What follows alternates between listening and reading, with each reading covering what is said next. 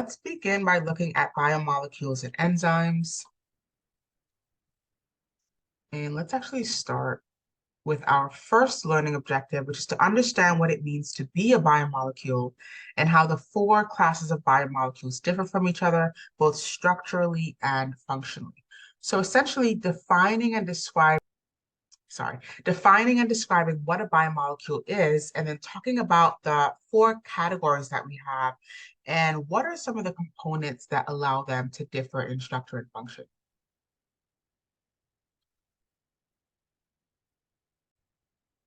So it's going to primarily have carbon atoms as as its center.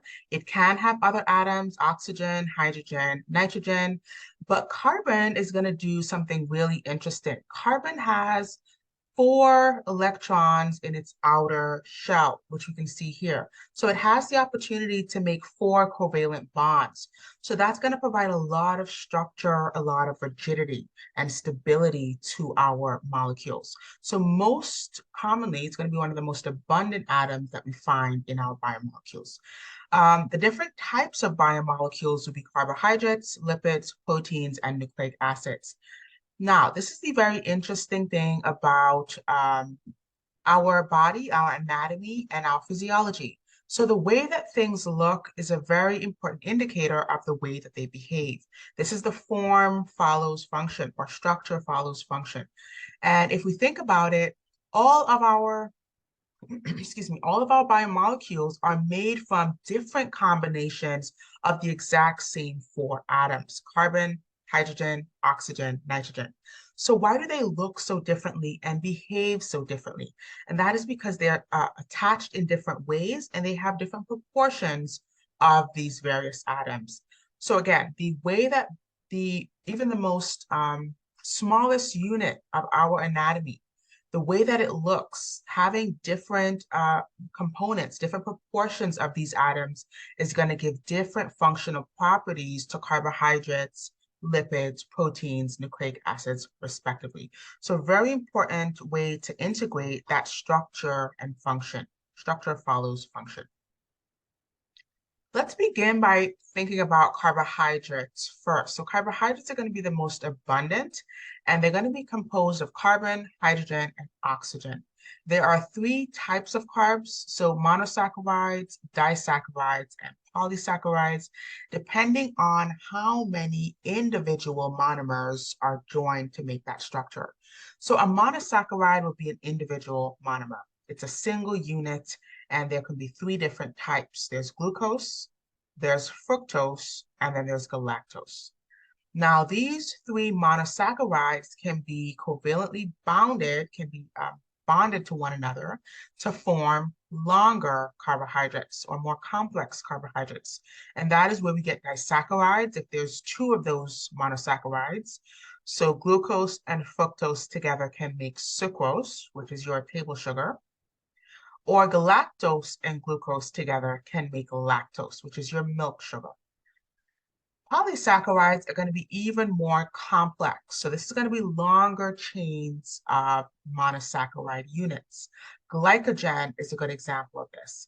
And glycogen is really long, complex chains of glucose units or glucose monosaccharides.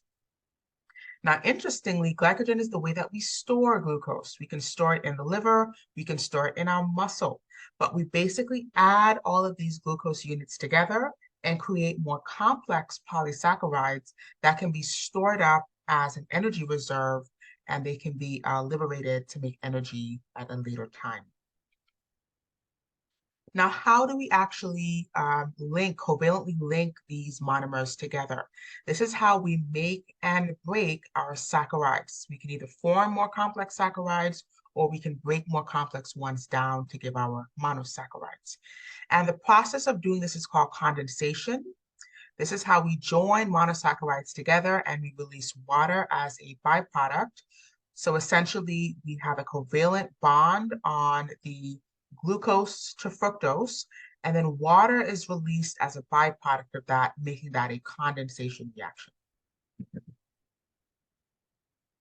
Similarly, we can lyse or hydrolyze, or hydrolysis is the process of splitting larger saccharides into their smaller monomers and inserting water into that equation. So if we want to break down sucrose into the smaller monosaccharides, we have to insert a molecule of water to hydrolyze that bond, that covalent bond that was formed. And then we're going to release the glucose and fructose monomers of that sucrose disaccharide. So in order to make bonds, we have to release water as a condensation. In order to break bonds, we have to insert water as a hydrolysis reaction. Okay, so that's our carbohydrates. And again, carbs are going to be the more abundant macromolecules that we have. They're going to be a large part of our diet, as we know. Let's move on to look at lipids. Lipids are going to be composed primarily of hydrogen and carbon atoms. Now, lipids are considered to be non-polar, okay? They don't have a lot of water or oxygen in them, and oxygen is going to serve to really stabilize the binding. But because they don't have a lot of oxygen, they have more carbon and hydrogen, they do not play very nicely with water. They are nonpolar or hydrophobic. The 5 classes of lipids are triglycerides, ketones, we have phospholipids, eicosanoids, and then steroids. So we're going to look at these one at a time. And again, we really want to reiterate here that because of the structural difference, because we have less oxygen, more carbon and hydrogen, then we have a total different functional property to lipids altogether. Let's begin with triglycerides. So triglycerides is a glycerol backbone, which is this structure here, and then 3 fatty acid tails attached. Now, glycerol itself is the alcohol component of this, whereas the long carbon acid chains are attached. And the way that they are attached, the way that the binding happens, will give different functional properties to triglycerides as well. So we can have saturated fatty acids, which means that as many double bonds as is possible is found on the fatty acid tails, versus unsaturated fatty acids, which means we have one double bond on one face if it's a cis fatty acid, or we have hydrogen bonds on opposite faces of the double bond. So basically, if we think about the side of the fatty acid chain where we have these hydrogen bonds, that will determine if it's a cis fatty acid or if it's a trans fatty acid. So cis means same, trans means opposite or different. All right. And so again, the different structural makeup will have a different functional property. If we think about these triglycerides in our diet, unsaturated trans fatty acids are going to be much more harmful on our cardiovascular health than cis fatty acids. So same number of molecules, same basic atoms that are being joined, but the position of these bonds will give different functional properties to where trans fatty acids are going to be detrimental and problematic for our cardiovascular health versus cis fatty acids, which are not so detrimental. All right. Let's move on to look at ketones. And ketones are important, especially with diabetics or folks on a low carbohydrate diet. Ketones are basically made when we hydrolyze triglyceride in our fat tissue and we free those fatty acids, and they can be converted in the liver into these ketone bodies. So it's a way for us to liberate energy from fat as the only source. Typically, our main source of making ATP is carbohydrates. Now, if you're on a low carbohydrate diet, or if you're a diabetic and you cannot manage or regulate glucose appropriately, then your body is going to turn to other sources to make the majority of its ATP. It's going to tap into the fatty acids that are liberated from those triglyceride units. It's going to break those fatty acids down and convert them in the liver into ketone bodies. The danger of ketones is that they can build up inappropriately, and they are quite acidic. So when they build up in the blood, they can result in ketoacidosis. which is changing the pH of the blood, making it more acidic because of the excess presence of these ketone bodies. This will typically present with what's called acetone breath. So basically you can detect pretty much a metallic odor on the breath of these individuals. And just to reiterate, this can be a normal process if you're intentionally on a low carbohydrate diet in order to burn more fat. It's a part of the ketosis diet, which is more of a more common sort of a fad diet where you limit the number of carbohydrates and you tap into your fat reserves more often and you break that down. So this can be an intentional result. But in diabetics, this is unintentional. This can become harmful if they are not using glucose appropriately, and they can become ketotic, and that can be very detrimental, even fatal in diabetics. Now, this is the structure of ketone. So it's going to have these two R groups and then a carbon double bound to an oxygen. And the two R groups can be different depending on the exact type of ketone that we're looking at. So there are many different types of ketone. Acetoacetic acid is an example of that, which has a methyl group and a hydroxyl group on the as the two R groups respectively. But again, this can be different depending on many different examples of different types of ketones. Let's look at phospholipids. And if there is one type of fat to remember, it's going to be your phospholipids. These are very important, especially in the formation of our cellular membranes. So phospholipids are what we refer to as being amphipathic. They have a polar head, which interacts nicely with water. We refer to this as a hydrophilic head. And if you look at the term hydrophilic, hydro meaning water, philic meaning a love of or an affiliation of. And so the head can interact nicely or play nicely in aqueous environments. The tails, however, are hydrophobic. And again, looking at the terminology, phobic meaning a fear of or not affiliated with, not loving. So hydrophobic tails do not play nicely in aqueous environments. So what this creates is a molecule that has the ability to span both aqueous environments and non-aqueous environments because of the hydrophilic head and the hydrophobic tail. So this sets up a very good dynamic in order to make our cellular membranes. So the way that our cell membranes are formed is with a phospholipid bilayer.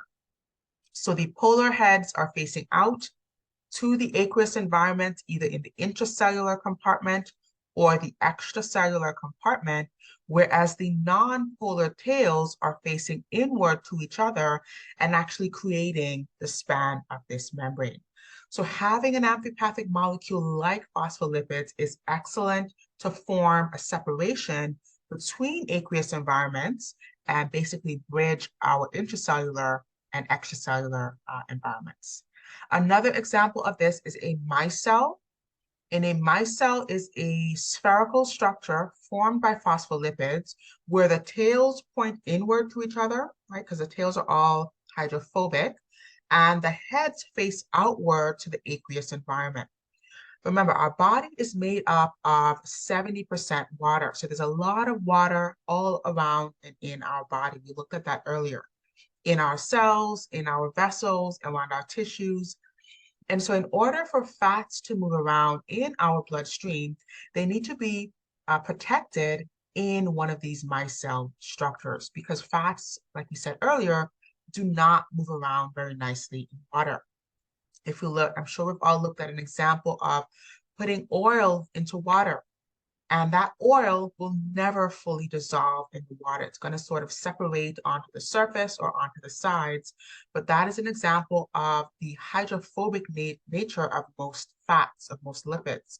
So in order to move lipids around our very watery components in the body, they must be sort of wrapped in the internal surface of micelles, and this can help to transport fats around our body.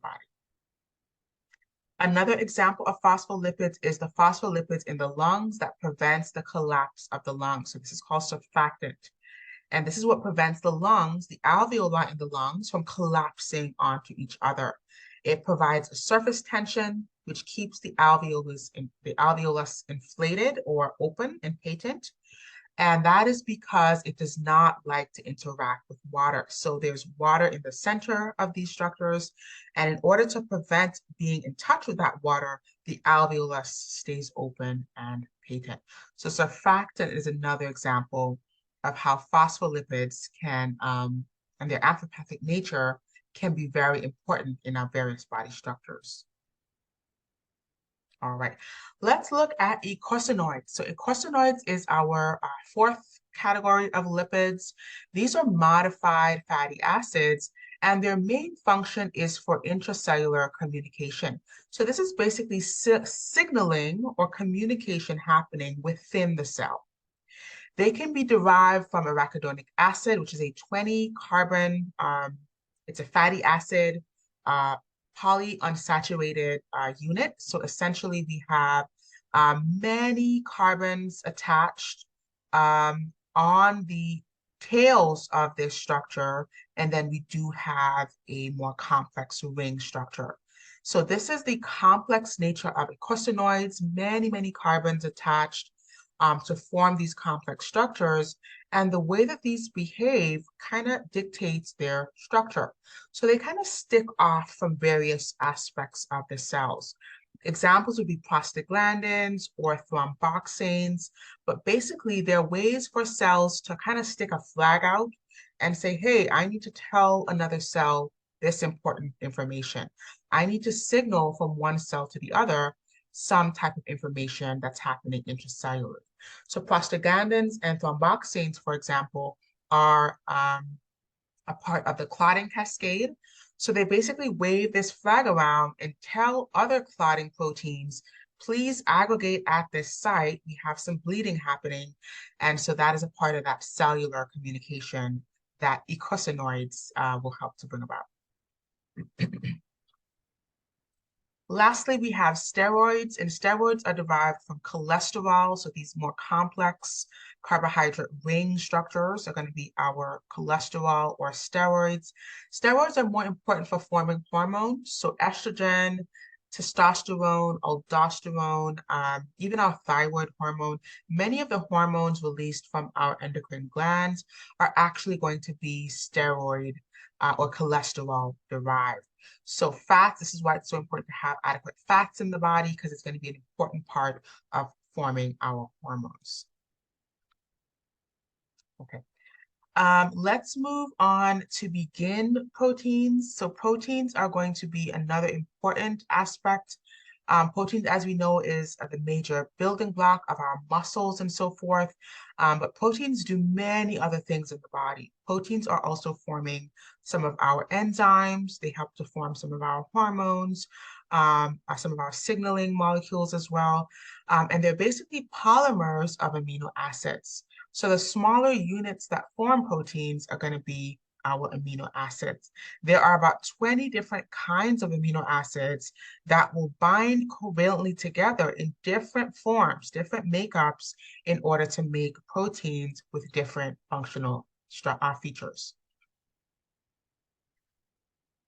So we've got covalent bonds between the carboxyl group of one amino acid and the amino group of another amino acid. So here's the amino group of one amino acid, and then here is the carboxyl group of an adjacent amino acid.